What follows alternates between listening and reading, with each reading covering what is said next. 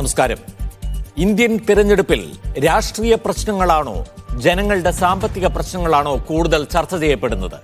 രാഷ്ട്രീയ പാർട്ടികളുടെ പ്രചാരണത്തിൽ രാമക്ഷേത്രവും CAA ഉൾപ്പെടെയുള്ള വിഷയങ്ങൾ കടന്നു വരുമ്പോൾ ജനങ്ങളുടെ മനസ്സിൽ തൊഴിലില്ലായ്മയും വിലക്കയറ്റവുമാണ് കൂടുതലെന്നാണ് പുതിയ കണ്ടെത്തൽ. പ്രമുഖ ദേശീയ ഏജൻസിയായ CSDS നടത്തിയ പ്രീപോൾ സർവേ കാണിക്കുന്നത് ജനകീയ പ്രശ്നങ്ങൾക്കാണ് മുൻതൂക്കം എന്നാണ്. ഇത് രാഷ്ട്രീയ പാർട്ടികൾ അംഗീകരിക്കുമോ? തൊഴിലില്ലായ്മ പ്രധാന പ്രശ്നമായാൽ NDA സർക്കാരിന് അതിന്റെ പ്രത്യാഘാതം താങ്ങാനാകുമോ? വർഗീയ വിഷയങ്ങൾ മാറ്റിവെക്കുന്ന കോൺഗ്രസിന്റെ സമീപനം വിജയിക്കുമോ?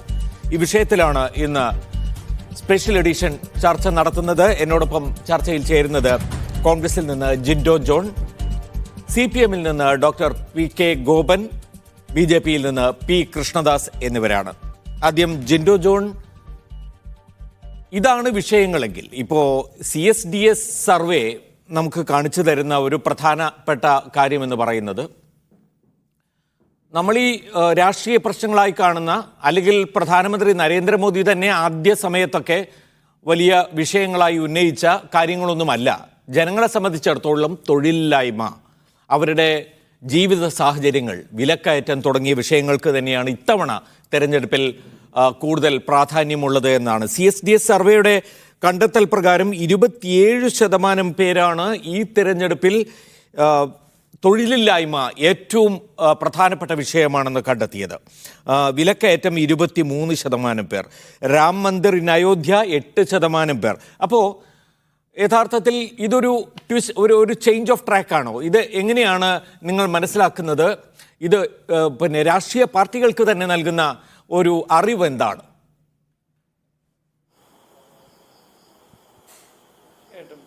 ഇത് തന്നെയാണ് നമ്മൾ ഉദ്ദേശിക്കുന്ന കാര്യം. നമ്മൾ ഉദ്ദേശിക്കുന്ന കഴിഞ്ഞ 10 വർഷത്തെ നരേന്ദ്രമോദി സർക്കാരിൻ്റെ ജനവിരുദ്ധ നടപടികൾ പ്രതിഷേധിച്ചുകൊണ്ടുള്ള ജനങ്ങളുടെ ആ തീരുമാനം അത് വോട്ടായി മാറും. മോദി ഗവൺമെൻറ് താഴേക്ക് പോകുമെന്നുള്ള കാര്യത്തിൽ ഒരു സംശയവും വേണ്ട. അവർ അത് മനസ്സിലാക്കുന്നുണ്ടല്ലോ. ഇപ്പോൾ അഴിമതിക്കെതിരെ വലിയ പ്രഘോഷണം നടത്തിക്കൊണ്ട് അധികാരത്തിൽ വന്നൊരു സർക്കാർ, ആ സർക്കാർ തന്നെ അഴിമതിക്കാരുടെ മൊത്ത കച്ചവടക്കാരായി മാറുകയാണ്. ഇൻസ്റ്റിറ്റ്യൂഷണൽ കറപ്ഷൻ്റെ ഏറ്റവും വലിയ ഉദാഹരണമായിട്ട് BJP-യും കേന്ദ്ര സർക്കാരും മാറുകയാണ്. രാജ്യം കണ്ട ഏറ്റവും വലിയ അഴിമതി നടന്നു. ഇലക്ട്രൽ ബോണ്ട് മാത്രമല്ല, പെട്രോളിയം നികുതിക്കൊള്ള എന്ന് പറഞ്ഞ് കഴിഞ്ഞ 10 വർഷക്കാലം ഈ രാജ്യത്തെ മുഴുവൻ ആളുകളെയും, സാധാരണക്കാരനെയും പാവപ്പെട്ടവനെയും പണക്കാരനെയും എന്ന് വേണ്ട മുഴുവൻ ആളുകളെ ഒരേപോലെ കൊള്ളയടിക്കുന്ന ഒരു വലിയ അഴിമതി.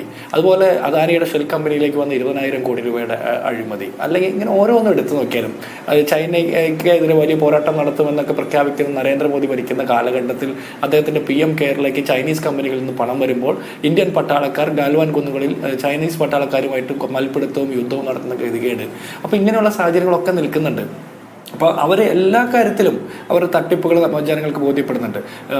പ്രതിവർഷം 2 കോടി തൊഴിലവസരം കൊടുക്കുമെന്ന് പറഞ്ഞ സർക്കാരിൻ്റെ കാലത്ത് രാജ്യം 45 വർഷത്തെ ഏറ്റവും വലിയ തൊഴിലില്ലായ്മയിലേക്ക് പോകുന്നു. ആളുകൾ പട്ടിണിയുടെ പടുകുഴിയിലേക്ക് തള്ളിപ്പെടുന്നു. ആളുകൾക്ക് കോവിഡിന് മുമ്പ് പ്രതിദിനം 6.5 കോടി മനുഷ്യർക്ക് ഒരു ദിവസം $1 ഏകദേശം 80-85 രൂപ സമ്പാദിക്കാൻ പറ്റാത്ത മനുഷ്യരുണ്ടായിരുന്നെങ്കിൽ കോവിഡിന് ശേഷം നിർമ്മലാ സീതാരാമനെ പോലുള്ള ആളുകൾ 20,000 കോടി രൂപയുടെ പദ്ധതി, അതായത് പാക്കേജൊക്കെ പ്രഖ്യാപിച്ചതിന് ശേഷമാണ് കോവിഡിന് ശേഷം 13.5 കോടി മനുഷ്യർ പ്രതിദിനം $1 സമ്പാദിക്കാൻ പറ്റാത്ത ആളുകളായിട്ട് വർദ്ധിക്കുന്നത്. അതായത് പട്ടിണിയിൽ കിടക്കുന്ന ആളുകളുടെ എണ്ണം ഇരട്ടിയാക്കപ്പെടുന്നു. ഇപ്പോൾ കർഷകർ എന്തുകൊണ്ടാണ് സമരം ചെയ്യുന്നത്? കർഷകരോട് ഈ സർക്കാർ പറഞ്ഞിട്ടുള്ള വാഗ്ദാനങ്ങൾ പാലിച്ചില്ല. കർഷകർ തെരുവിൽ സമരം ചെയ്യുമ്പോൾ അവരുടെ വിണ്ട് കീറിയ പാദങ്ങൾക്ക് കീഴിൽ ആണി പാകിക്കൊണ്ട് സർക്കാർ അവരെ വേട്ടയാടുന്നു. ഇപ്പോൾ സ്ത്രീകൾ ആയിക്കൊള്ളട്ടെ, അല്ലെങ്കിൽ സ്ത്രീകൾക്കെതിരെ നടന്നിട്ടുള്ള നിരന്തരമായിട്ടുള്ള വേട്ടകൾ, ന്യൂനപക്ഷ വേട്ടകൾ, ആദിവാസി ദളിത് വിഭാഗങ്ങൾക്കെതിരെ നടക്കുന്ന വലിയ അട്രോസിറ്റീസ്, ഇതെല്ലാം രാജ്യം ചർച്ച ചെയ്യുന്നുണ്ട്. പക്ഷേ മുഖ്യധാര മാധ്യമങ്ങൾ ഇതൊന്നും വേണ്ടത്ര രീതിയിൽ അത് പ്രദർശിപ്പിക്കുന്നില്ല, അല്ലെങ്കിൽ ആളുകളിലേക്ക് എത്താൻ വേണ്ടി ശ്രമിക്കുന്നില്ലെങ്കിലും അതൊരു ചർച്ചയാകുന്നില്ല എന്നൊക്കെ മൂടി വയ്ക്കുമ്പോഴും ആളുകളുടെ മനസ്സിൽ ഏത് ക്ഷേത്രം പണിതാലും, ഏത് പള്ളി പണിതാലും, ആരാധിക്കായാലും, അല്ലെങ്കിൽ പള്ളിയിലെ നിസ്കാരമായാലും കുർബാനയായാലും, ഇതെല്ലാം കഴിഞ്ഞ് കഴിയുമ്പോൾ മനുഷ്യൻ്റെ വിശപ്പ് മാറാനായിട്ട് അവന് അന്നം വേണം. മനുഷ്യൻ്റെ വിശപ്പ് മാറാൻ, അന്നം സമ്പാദിക്കാനായിട്ട് അയാൾക്ക് ജോലി വേണം, ജോലിക്ക് കൂലി വേണം. കൂലി ചോദിക്കുന്ന ദളിതൻ്റെ മുഖത്തേക്ക് മൂത്രമൊഴിക്കുന്ന സംഘപരിവാർ നയമൊക്കെ ആളുകൾ ചർച്ച ചെയ്യുന്നുണ്ട്. ആളുകൾ ഇതെല്ലാം ചർച്ച ചെയ്ത് കൃത്യമായിട്ട് മനസ്സിലാക്കുന്നുണ്ട്. അതുകൊണ്ടാണ് മന്ദിറിനേക്കാൾ കൂടുതൽ വാല്യൂ ഈ തെരഞ്ഞെടുപ്പ് കാലത്ത് ഞങ്ങൾ തൊഴിലില്ലായ്മയെക്കുറിച്ച്, പട്ടിണിയെക്കുറിച്ച് ഒക്കെ ചർച്ച ചെയ്യും, വിലക്കയറ്റത്തെക്കുറിച്ച് ചർച്ച ചെയ്യുമെന്ന് പറയുന്നത്. ഈ രാജ്യം കഴിഞ്ഞ 10 വർഷം വില കുറഞ്ഞിട്ടുള്ളത് നരേന്ദ്രമോദിയുടെ വാക്കുകൾക്ക് മാത്രമാണ്. എല്ലാ മേഖലയിലും വിലക്കയറ്റമാണ്. ഈ ദുരിതങ്ങൾ നേരിടുന്ന ജനങ്ങൾ ഇതെല്ലാം ചർച്ച ചെയ്യും. 2014 അദ്ദേഹം പറഞ്ഞത് സബ്കാ സാത്ത് സബ്കാ വികാസ് എന്ന് പറഞ്ഞു. അതിനുശേഷം 2019 സബ്കാ വിശ്വാസ് എന്ന് പറയുന്നു. ആരോടൊപ്പം ഉണ്ടായിരുന്നത്? അദാനിയുടെ അംബാനിയുടെ ഒപ്പമാണ് അദ്ദേഹം 2014 മുതൽ ഉണ്ടായിരുന്നത്. ആരുടെ വികസനമാണ് അദ്ദേഹം സ്വപ്നം കണ്ടത്? ആ കോർപ്പറേറ്റുകളുടെ വികസനമാണ്. ആരോടാണ് വിശ്വാസ്യത പുലർത്തി നരേന്ദ്രമോദി സർക്കാർ? കോർപ്പറേറ്റുകളോട് മാത്രമാണ്. സാധാരണക്കാർ ഇവിടെ അവഗണിക്കപ്പെടുന്ന സാഹചര്യമാണ്. അതുകൊണ്ട് തന്നെ ഇത് മനസ്സിലാക്കിക്കൊണ്ടാണ് ഇത് മനസ്സിലാക്കിക്കൊണ്ടതാണ്. കൺക്ലൂഡ് ചെയ്യൂ. ഇത് മനസ്സിലാക്കിക്കൊണ്ടാണ് 1 വർഷം മുമ്പ് രാഹുൽ ഗാന്ധി മട്ടൻ കറി വെച്ചതിന്റെ വീഡിയോ എടുത്തുകൊണ്ട് അതിനെ നരേന്ദ്രമോദി ഒരു തെരഞ്ഞെടുപ്പ് റാലിയിൽ പ്രസംഗിക്കുന്നത്. ഇന്ത്യയുടെ പ്രധാനമന്ത്രിയാണെന്നുള്ള കാര്യം അദ്ദേഹം മനസ്സിലാക്കുകയാണ്, മറന്നുപോവാണ്. ഈ രാജ്യത്തെ BJPയുടെ ഒരു ലോക്കൽ നേതാവ് പോലും പ്രസംഗിക്കാത്ത അത്ര തരംതാണ രീതിയിൽ ഇന്ത്യയുടെ പ്രധാനമന്ത്രി പോസ്റ്റിൽ ഇരുന്നുകൊണ്ട് അദ്ദേഹം രാഹുൽ ഗാന്ധിക്കെതിരെ പ്രതിപക്ഷത്തിന് നേതൃത്വം കൊടുക്കുന്ന ഒരു നേതാവിനെ മടങ്ങിയെത്താം. ശ്രീ ഡോക്ടർ PK ഗോപൻ, അതായത് നമ്മളീ പറയുന്ന നിലയിലല്ല ജനങ്ങൾക്കിടയിലുള്ള അവരുടെ എന്താ പറയുക, അവരുടെ മനസ്സിലുള്ള വിഷയങ്ങൾ ഇപ്പോൾ ഈ പുറമേ ചർച്ച ചെയ്യുന്ന അല്ലെങ്കിൽ BJP ചർച്ചയാക്കാൻ ഉദ്ദേശിക്കുന്ന രാമക്ഷേത്രം ഇന്നും പ്രധാനമന്ത്രി അതേക്കുറിച്ച് പ്രസംഗിക്കുകയുണ്ടായി, കഴിഞ്ഞ ദിവസവും സംസാരിച്ചു. അപ്പോൾ ചർച്ചയാക്കി ഉയർത്തിക്കൊണ്ടുവരാൻ ശ്രമിക്കുന്ന വിഷയത്തെ മറികടക്കുന്ന രീതിയിൽ തൊഴിലില്ലായ്മ അല്ലെങ്കിൽ വിലക്കയറ്റം, ഈ 2 വിഷയങ്ങൾ തന്നെയാണ് നമ്മൾ കാണേണ്ടത്. ഇങ്ങനെ എല്ലാം കൂടി പറയുന്നതല്ല, ഈ 2 പ്രത്യേകമായ വിഷയങ്ങൾ തന്നെയാണ് CSDS സർവേയിൽ ഏറ്റവും അധികമായി ഉയർന്നു വന്നിട്ടുള്ളത്. രാജ്യത്തെ ഏറ്റവും ക്രെഡിബിൾ ആയിട്ടുള്ള ഒരു ഏജൻസിയാണ് ഈ സർവേയുടെ വിവരങ്ങൾ നമുക്ക് നൽകുന്നത്. അപ്പോൾ അതുകൊണ്ട് തന്നെ നരേന്ദ്രമോദി സർക്കാരിന് തടുത്തു നിർത്താൻ കഴിയാത്ത ഒരു ആയുധമായി അത് മാറുമോ? അവർക്കതിൽ വിഷമിക്കേണ്ടി വരുമോ?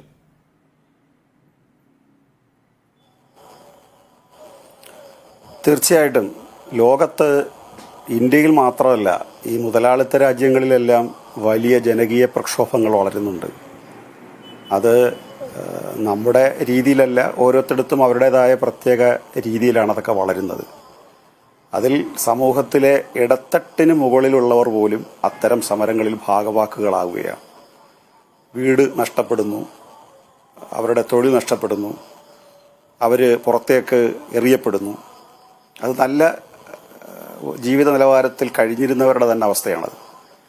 അപ്പോൾ ലോകത്ത് ഇങ്ങനെ സംഭവിക്കുന്നത് മുതലാളിത്തം അവരുടെ ലാഭം വർദ്ധിപ്പിക്കാൻ വേണ്ടി നടത്തിക്കൊണ്ടിരിക്കുന്ന ഓരോ പരിശ്രമവും സാധാരണക്കാരൻ്റെ ജീവിതത്തിൽ അടുക്കളയിൽ വരെ അത് എത്തും.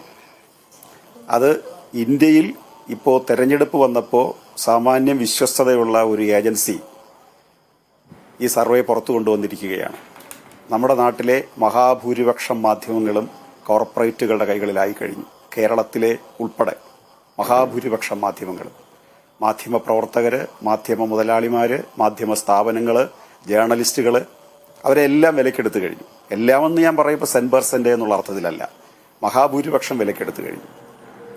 ഈ ചാനലുകളെല്ലാം 90% നടത്തുന്നത് ഇന്ത്യൻ കോർപ്പറേറ്റുകളാണ്. അപ്പോൾ ഇന്ത്യൻ കോർപ്പറേറ്റുകൾക്ക് വേണ്ടിയുള്ള ഒരു ഭരണമാണ് ശ്രീ നരേന്ദ്രമോദിയുടേത്. അതുകൊണ്ടാണ് 18,000 കോടി രൂപ അവർ ഇലക്ട്രൽ ബോണ്ടായിട്ട് നൽകിയത്. ആ പൈസ നൽകുമ്പോൾ അവർക്ക് പ്രത്യുപകാരം ചെയ്യണം. ആ പ്രത്യുപകാരമാണ് നമ്മുടെ രാജ്യത്തെ മുഴുവൻ സ്ഥാപനങ്ങളും അവർക്ക് കൈമാറുക എന്നുള്ളത്. ഞെട്ടിപ്പിക്കുന്ന ഒരു സ്റ്റേറ്റ്മെൻറ്റ് ശ്രീ നരേന്ദ്രമോദിയുടെയും അമിത്ഷായുടെ ഭാഗത്തുനിന്ന് വന്ന ഓർമ്മയുണ്ടാകുമല്ലോ. ഗവൺമെൻറ്റിൻ്റെ ജോലി ബിസിനസ് നടത്തുകയല്ല. ഒരു കോർപ്പറേറ്റ് വാചകമാണത്. ഗവൺമെൻറ്റിൻ്റെ ജോലി ബിസിനസ് നടത്തുകയല്ല എന്ന് പറഞ്ഞാൽ ഗവൺമെൻറ്റിൻ്റെ കയ്യിലിരിക്കുന്ന സ്ഥാപനങ്ങളൊന്നും നടത്തുന്ന ജോലി ഞങ്ങൾക്കുള്ളതല്ല, അത് ഞങ്ങൾ കോർപ്പറേറ്റുകളെ ഏൽപ്പിക്കും. ഞങ്ങളുടെ ജോലി രാമക്ഷേത്രം പോലുള്ള ആരാധനാലയങ്ങൾ പണിയുക, പ്രതിമകൾ നിർമ്മിക്കുക, ജനങ്ങളുടെ വിശ്വാസത്തെ ഞങ്ങൾ ചൂഷണം ചെയ്യുക.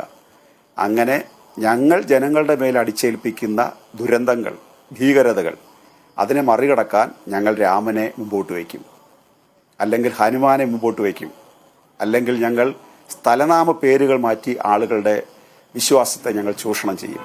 ഞങ്ങൾ അമിതമായ ദേശീയത പ്രചരിപ്പിക്കും.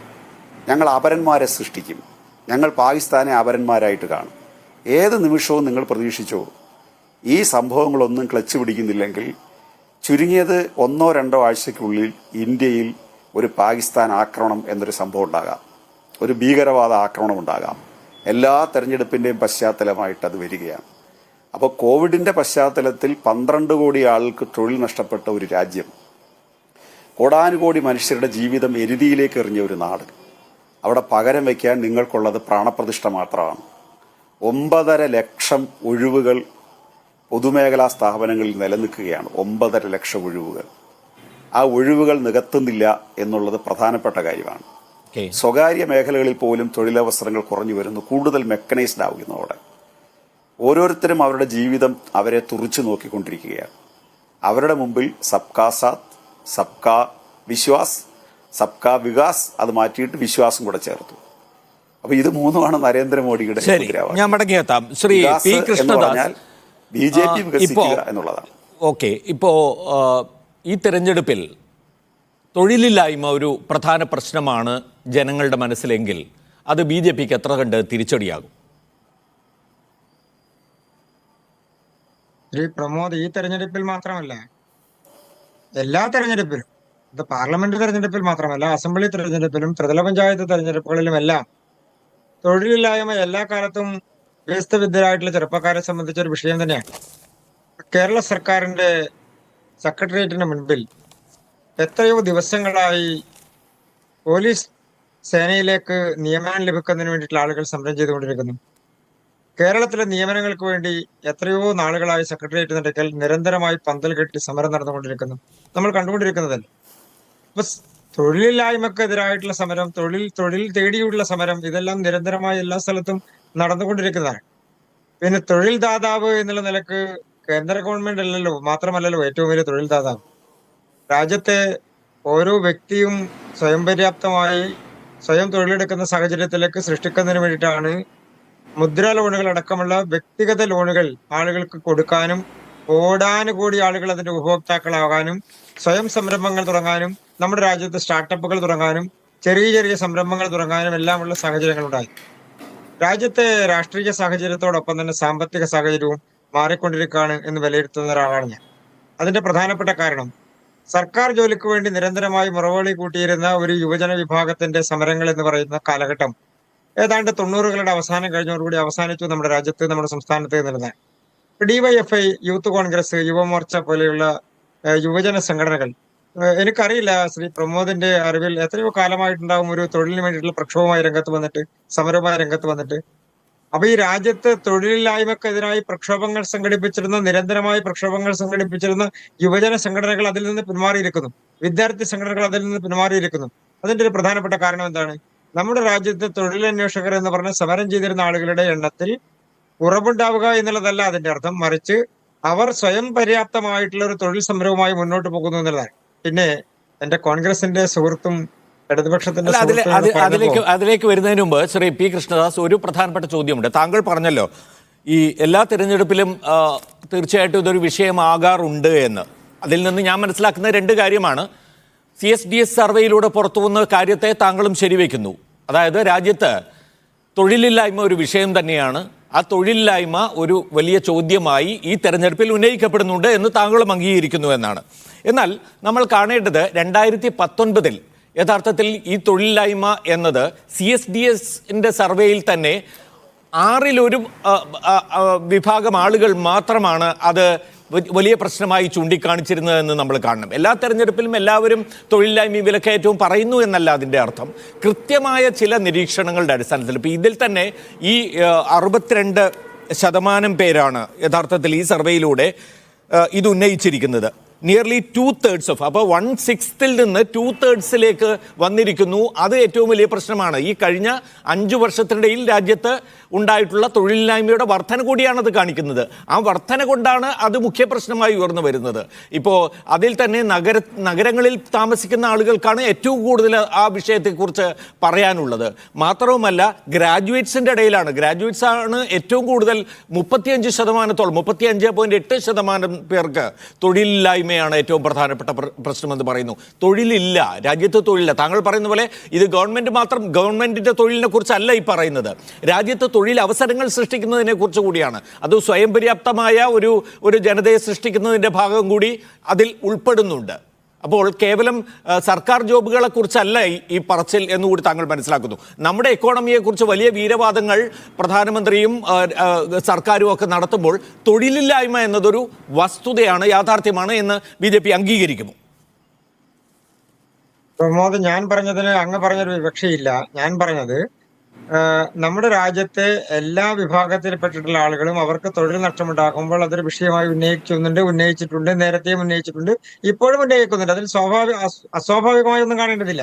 മറ്റൊരു പ്രധാനപ്പെട്ട കാര്യം അങ്ങ് സൂചിപ്പിച്ചതിന്റെ അടിസ്ഥാനത്തിൽ ഞാൻ പറയാൻ ആഗ്രഹിക്കുന്നത്, ഇപ്പൊ നമ്മുടെ രാജ്യത്ത് കൊറോണ സംഭവങ്ങളെല്ലാം ഉണ്ടായതിനു ശേഷം ഏതാണ്ട് 2000, 2001, 2002 കാലഘട്ടത്തിൽ ലോകം മുഴുവൻ ഉണ്ടായിട്ടുള്ള പ്രതിസന്ധി എല്ലാവർക്കും അറിയുന്നതല്ലേ.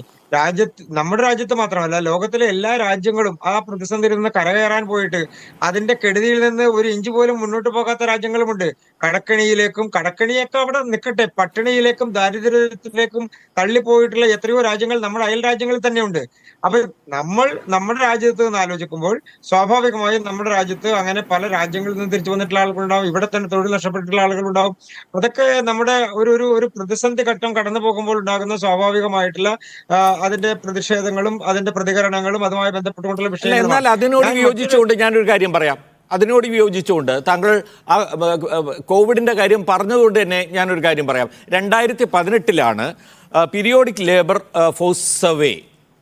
Labour force survey national sample survey organisation താങ്കൾക്കും അറിയുമെന്ന് ഞാൻ വിചാരിക്കുന്നു. സർക്കാരിൻ്റെ തന്നെ കീഴിലുള്ള ഏജൻസിയാണ്. സർക്കാരിൻ്റെ കീഴിലുള്ള ഏജൻസി നടത്തിയ അന്വേഷണത്തിൽ കണ്ടെത്തിയത് എന്താണ്? 2018 കൊറോണയും കോവിഡും വരുന്നതിന് മുമ്പ് രാജ്യം 45 വർഷം പിറകിലേക്ക് പോയിരിക്കുന്നു എന്നാണ്. അപ്പോൾ ശ്രീ കൃഷ്ണദാസ്, ഈ പറയുന്നത് കോവിഡിന്റെ തലയിൽ ഇട്ട് രക്ഷപ്പെടാൻ കഴിയുമെന്ന് തോന്നുന്നില്ല. ഞാൻ അതുകൊണ്ടാണ് മറ്റൊരു ഉദാഹരണം ചൂണ്ടിക്കാണിച്ചത്. ശ്രീ പ്രമോദ്, നമ്മുടെ രാജ്യത്ത് ഇതുമായി ബന്ധപ്പെട്ടുകൊണ്ടുള്ള ഏതെങ്കിലും തരത്തിലുള്ള ഒരു പ്രതിഷേധമോ പ്രക്ഷോഭമോ ഉയർന്നു വന്നിട്ടുണ്ടോ അടുത്ത കാലത്തെങ്ങാനും? അതിന്റെ കാരണം എന്താണെന്നാണ് ഞാൻ ചോദിക്കുന്നത്. അതിന്റെ കാരണം ആളുകൾ ഒരു സർക്കാർ ജോലി എന്നുള്ളതിനേക്കാൾ അപ്പുറത്ത് മറ്റ് മേഖലകളിലേക്ക് തിരിഞ്ഞിരിക്കുന്നു. അതോടൊപ്പം തന്നെ പ്രതിഷേധങ്ങളോ അല്ലെങ്കിൽ അവരുടെ മാനസികമായിട്ടുള്ള സംഘർഷങ്ങളോ ഒക്കെ സർവേകളുടെ കാര്യത്തിലാണെങ്കിലും അല്ലെങ്കിൽ ഒക്കെ ഉണ്ടാകും. ഇപ്പോൾ ഉദാഹരണത്തിന് എന്റെ CPM സുഹൃത്ത് പറഞ്ഞൊരു പ്രധാനപ്പെട്ട കാര്യം, 9 ലക്ഷം പേരാണ് കേന്ദ്ര ഗവൺമെന്റിൽ ജോലിയുമായി എന്റെ സുഹൃത്തെ കഴിഞ്ഞ ഒരു വർഷക്കാലത്തിനിടയിൽ കേന്ദ്ര സർക്കാർ മേഖലകളുമായി ബന്ധപ്പെട്ടുകൊണ്ട് എത്ര തവണയാണ് തൊഴിൽമേള നടന്നത്?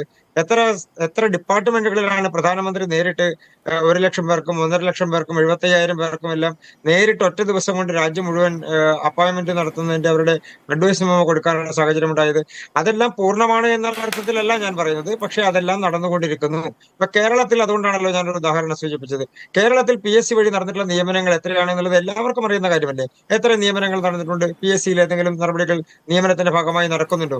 അതുകൊണ്ടാണ് കാലാവധി തീരുന്ന ലിസ്റ്റുകൾക്കെതിരെ പോലും നിരന്തരമായി പ്രക്ഷോഭമായി സെക്രട്ടേറിയറ്റ് നടക്കൽ ആളുകൾ വന്നിരിക്കുന്ന സാഹചര്യം ഉണ്ടാകുന്നു. അത് കേരളമടക്കമുള്ള സംസ്ഥാനങ്ങളിൽ ഉണ്ടാകുന്നു.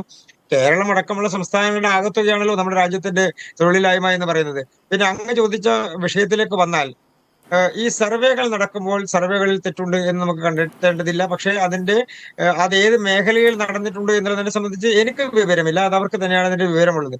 പക്ഷെ ഇതിലൊരു പ്രധാനപ്പെട്ട കാര്യം, അതിൽ താങ്കൾ വിഷമിക്കട്ടെ. കാരണം എന്താ വെച്ചാല് അവർ തന്നെ അതിന്റെ മെത്തഡോളജിയെ കുറിച്ച് വളരെ വിശദമായി തന്നെ പറഞ്ഞുകൊണ്ടാണ് ലോക്നീതി അത് പറയണമല്ലോ. 19 സംസ്ഥാനങ്ങളിൽ ചെയ്തില്ലല്ലോ. അതെ, ഡിസ്പ്യൂട്ട് ചെയ്യുന്ന എന്നാലും ആളുകൾക്കും കൂടി മനസ്സിലായിക്കോട്ടെ, ഡിസ്പ്യൂട്ട് ചെയ്തില്ലല്ലോ, ആളുകൾക്കും കൂടി മനസ്സിലായിക്കോട്ടെ എന്നുള്ള നിലയിലാണ് ഇത്. സാധാരണ നിലയ്ക്കുള്ള ഒരു സർവേ അല്ല. 19 സംസ്ഥാനങ്ങളിൽ അവർ 19 സംസ്ഥാനങ്ങൾ ഉൾപ്പെടുത്തിയിട്ടുണ്ട്. അതിൽ 100 പാർലമെന്ററി നിയോജക മണ്ഡലങ്ങൾ ഉൾപ്പെടുത്തിയിട്ടുണ്ട്. അതിൽ തന്നെ survey was conducted in 400 polling stations.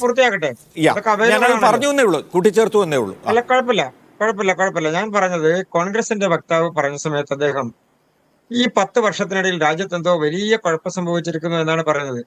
എനിക്ക് കോൺഗ്രസിന്റെ ബഹുമാനപ്പെട്ട സുഹൃത്തിനോട് സൂചിപ്പിക്കാനുള്ളത്, നമ്മൾ കോൺഗ്രസിന്റെ ഭരണ കാലഘട്ടങ്ങളിൽ BJP വലിയ എന്താ പറയാ, പണക്കാരെ പ്രോത്സാഹിപ്പിക്കുന്നു. അത് CPM-ന്റെ പ്രതീതി അത് തന്നെയാണ് പറയുന്നത്. ഞങ്ങൾ വലിയ സാമ്പത്തികപരമായി വലിയ ഉന്നമനത്തിൽ നിൽക്കുന്ന ആളുകളെ ഞങ്ങൾ പ്രോത്സാഹിപ്പിക്കുന്നു.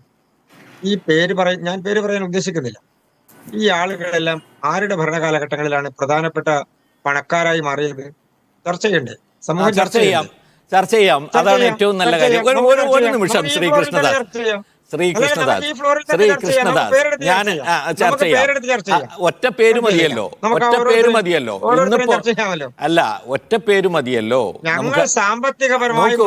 നോക്കൂ ശ്രീ കൃഷ്ണദാസ്, ഒറ്റ പേര് മതിയല്ലോ. അദാനി എന്ന പേര് മതിയല്ലോ. എപ്പോഴാണ് അദാനി ഏറ്റവും വലിയ കോടീശ്വരനായി മാറിയത്? ആരുടെ കാലഘട്ടത്തിലാണ്? ഞാന് പ്രമോദിനോട് തിരിച്ചൊന്ന് ചോദിക്കട്ടെ. നമ്മുടെ രാജ്യത്തെ ടാറ്റയും അംബാനിയും ബിർളയും അടക്കമുള്ള ഒരു ഡസനല്ല, എത്രയോ ഡസൻ കണക്കിന് ആളുകൾ, അവരെല്ലാം അവരുടെ സ്ഥാപനങ്ങൾ കെട്ടിപ്പൊക്കിയതും അവരെല്ലാം ഈ രാജ്യത്തെ തൊഴിൽദാതാക്കളായി മാറിയതും അവരെല്ലാം കൊടുക്കുന്ന തൊഴിൽ കൊണ്ട് ജീവിക്കുന്ന കുടുംബങ്ങൾ. ഞാൻ തിരിച്ചങ്ങയോടും ചോദിക്കട്ടെ, ബഹുമാനപ്പെട്ട യൂസഫ് അലി, അങ്ങയുടെ അഭിപ്രായത്തിൽ എന്താണ് അദ്ദേഹം പണക്കാരനായി മാറിയത്? അങ്ങ് പറയണമല്ലോ. ഒരാളെ കുറിച്ച് മാത്രമല്ല, നമ്മുടെ കേരളത്തിൽ നിന്ന് എത്രയോ സാമ്പത്തികമായി ഉന്നമനം നിൽക്കുന്ന ആൾക്കാരുണ്ട്. അങ്ങ് പറയൂ, കേരളത്തിൽ നിന്നുള്ള ആ തരത്തിലുള്ള ആളുകൾ എന്താണ് ഇവരെല്ലാം പണക്കാരായി മാറിയത്? ഒരാൾ മാത്രമല്ലല്ലോ. എനിക്ക് അദ്ദേഹത്തെ കുറിച്ച്, എനിക്ക് നിങ്ങൾ ഉദ്ദേശിക്കുന്ന ആളെ ബില്യനേഴ്സിനെ കുറിച്ച് താങ്കളോട് ചർച്ച ഒരു കാര്യം ചെയ്യാം. ഞാൻ ജിൻഡോയ്ക്ക് തന്നെ വിടുന്നു ആ ഭാഗത്ത്. അതായത് കോൺഗ്രസ്. ജിൻഡോ പറയട്ടെ. കോൺഗ്രസിന്റെ കാലഘട്ടങ്ങളിൽ ആരൊക്കെ മുതലാളിമാരായി, ആരെല്ലാം അഴിമതിക്കാരായി, ആരെല്ലാം കോടിക്കണക്കിന് രൂപ കട്ടുകൊണ്ടുപോയി, രാജ്യത്ത് എത്ര കോടിക്കണക്കിന് രൂപയുടെ നഷ്ടമുണ്ടായി എന്നൊക്കെ അദ്ദേഹം പറയട്ടെ. ബാക്കി ഞാൻ പറയാം. ഞാൻ പറഞ്ഞോട്ടെ പ്രമോദ്, പറഞ്ഞോട്ടെ. ഞാൻ അദ്ദേഹം ചോദിച്ച ചോദ്യത്തിലേക്ക് വരുന്നതിന് ഒന്ന് രണ്ട് കാര്യം ഞാൻ ഒരു മിനിറ്റ് എടുക്കുള്ളൂ പറയാനായി ആഗ്രഹിക്കുക. നമ്മുടെ രാജ്യത്തെ ഫാമിലി സേവിങ്സിനെ കുറിച്ചിട്ടുള്ള റിപ്പോർട്ട് പുറത്തു വന്നിരിക്കുന്നത് 50 വർഷത്തെ ഏറ്റവും കുറഞ്ഞ ഫാമിലി സേവിംഗ് ഉള്ള കാലഘട്ടമാണ് നരേന്ദ്രമോദി ഭരിക്കുന്ന കാലഘട്ടം. അതായത് നമ്മൾ മനസ്സിലാക്കേണ്ടത്, ഒരു സാധാരണ കുടുംബത്തിൽ അവർക്കൊരു പനി വന്നാൽ 3 ദിവസം ജോലിക്ക് പോകാൻ പറ്റില്ലെങ്കിൽ, ഒരു ആശുപത്രി കേസ് വന്നാൽ, അങ്ങനെ എന്തെങ്കിലും അൺഎക്സ്പെക്റ്റഡ് ആയിട്ടുള്ളൊരു കാര്യം വന്നാൽ അവരുടെ കുടുംബത്തിന് 1 രൂപ നീക്കി ബാക്കിയില്ലാത്തൊരു കാലഘട്ടമാണ്. അവർ വലിയ കടബാധ്യതയിലേക്ക് പോകുന്ന കാലഘട്ടമാണ് ഇത് എന്ന് പറയുന്നു. ഇവർ മുദ്രാ ലോൺ കൊടുത്തതിനെ കുറിച്ചിട്ടൊക്കെയാണ് പറയുന്നത്. ആളുകൾക്ക് പ്രതിഷേധമില്ലെന്നാണ് അവർ പറയുന്നത്. രാജ്യത്തിന്റെ ചരിത്രത്തിൽ 45 വർഷത്തെ ഏറ്റവും വലിയ തൊഴിലില്ലായ്മയ്ക്ക് പോയത് കോവിഡിന് മുമ്പാണ്. കോവിഡിന് ശേഷം ഒരു വലിയ ലക്ഷക്കണക്കിന് കോടി രൂപയുടെ പാക്കേജ്, ഉത്തേജക പാക്കേജ് പ്രഖ്യാപിച്ചു എന്ന് പറഞ്ഞിട്ട് പോലും ഒരു മനുഷ്യൻ അതിന്റെ ഗുണം ഉണ്ടായിട്ടില്ല എന്ന് മാത്രമല്ല, ആളുകൾക്ക് അനുഭവവേദ്യമാകുന്ന ഒരു വികസനവും ഉണ്ടായിട്ടില്ല. വിലക്കയറ്റത്തെക്കുറിച്ചോ പെട്രോളിയം പ്രൈസ് ഹൈക്കിനെ കുറിച്ചോ ഒന്നും പറയുന്നില്ല. പട്ടിണി ഇവർ മറ്റു രാജ്യങ്ങളുമായിട്ട് കമ്പയർ ചെയ്യുമ്പോൾ കോവിഡ് കാലത്ത് നമ്മൾ പട്ടിണിയെ അതിജീവിച്ചു എന്നാണ് അദ്ദേഹം പറയുന്നത്. പട്ടിണി സൂചികയിൽ നമ്മൾ ഒരുപാട് പുറകിലാണ്. മറ്റ് ഏഷ്യൻ രാജ്യങ്ങളെ കുറിച്ച് കമ്പയർ ചെയ്യുമ്പോൾ നമ്മളെക്കാൾ മോശമായിട്ട് നമ്മുടെ ആളുകൾ പ്രസംഗിക്കുകയും ചിത്രീകരിക്കുകയും ചെയ്യുന്ന രാജ്യങ്ങളെക്കാൾ നമ്മൾ പുറകിലേക്ക് പോകുന്നു. എന്തുകൊണ്ടാണ്? അപ്പോൾ നിങ്ങൾ കമ്പാരിസൺ നടത്തുമ്പോൾ എല്ലാ മാനദണ്ഡങ്ങളും എടുത്ത് കമ്പാരിസൺ നടത്തണം. ഒന്ന്, നിങ്ങൾ പറയുന്നത് പ്രതിഷേധമില്ലല്ലോ എന്ന്. എന്തിന്റെ പേരിൽ? ആ ജോലി കിട്ടാത്തതിന്റെ പേരിൽ പ്രതിഷേധമില്ലെന്ന്. അഗ്നിവീർ സമരവുമായി ബന്ധപ്പെട്ട് ഇന്ത്യയിലെ ചെറുപ്പക്കാർ സമരം ചെയ്തപ്പോൾ അവരെ എങ്ങനെയാണ് കേന്ദ്ര സർക്കാർ നേരിട്ടത്? എന്തിന് പാർലമെന്റിനകത്തും പുറത്തും പ്രതിഷേധിച്ച MP-മാരോട് ഈ സർക്കാർ എങ്ങനെയാണ് നിലപാടെടുത്തത്? കർഷക സമരം നടത്തുന്ന ആളുകൾ, അവരുടെ പ്രതിഷേധത്തോട് കർഷകരോട് എങ്ങനെയാണ് സർക്കാർ നിലപാടെടുത്തത്?